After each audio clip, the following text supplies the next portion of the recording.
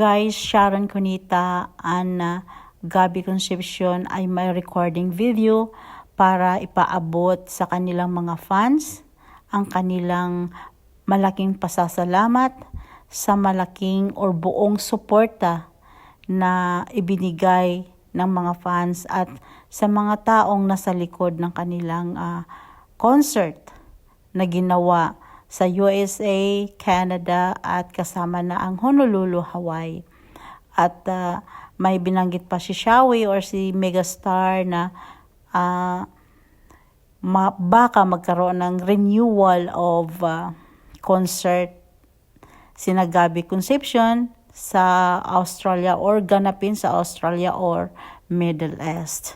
So wish namin lahat ng mga fans ng Sharon Cunita at Gabby Concepcion ay sana naman ay tuloy-tuloy na yung smooth communication, relation nilang dalawa.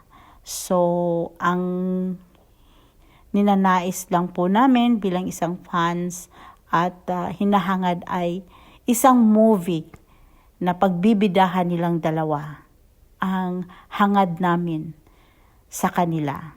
So guys, panoorin natin.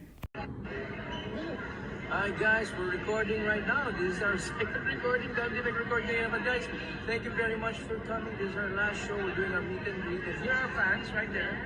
Diyan sila lahat. Hi! Thank you to everybody who watched us in all the 8 Dear Heart concert tour shows. And we hope to be back next year. Yes, with yes. other shows, also in other places.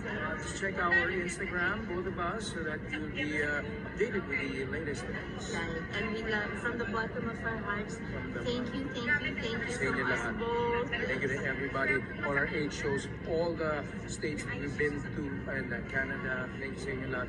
But maybe we'll give the others, other states a chance. Yeah. And if it doesn't happen in the Other US, countries also. yes, it will happen somewhere else, maybe Australia. But we'll come back to the US.